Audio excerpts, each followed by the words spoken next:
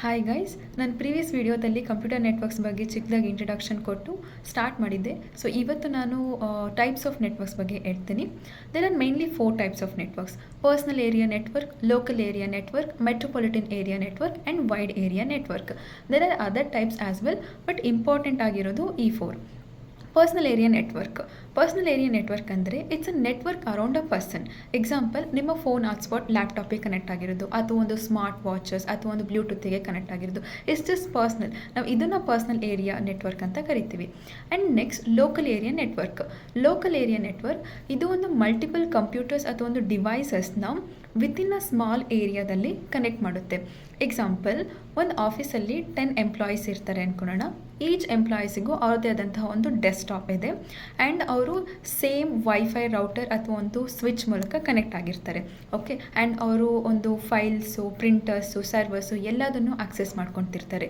So ಇದು ಒಂದು ಲ್ಯಾನ್ನ ಸೆಟಪ್ ಮಾಡುತ್ತೆ, because they are connecting within a building.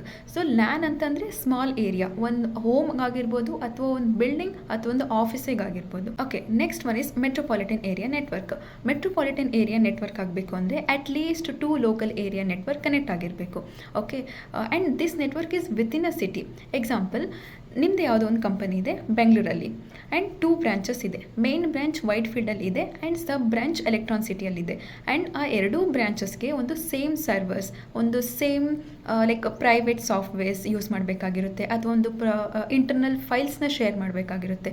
So ಅವ್ರು ಅವಾಗ ಒಂದು ಪ್ರೈವೇಟ್ ನೆಟ್ವರ್ಕ್ನ ಎಸ್ಟಾಬ್ಲಿಷ್ ಮಾಡ್ತಾರೆ. ಸೊ ಅದನ್ನೇ ನಾವು ಮೆಟ್ರೋಪಾಲಿಟನ್ ಏರಿಯಾ ನೆಟ್ವರ್ಕ್ ಅಂತ ಕರೆಯೋದು. And this is within a city.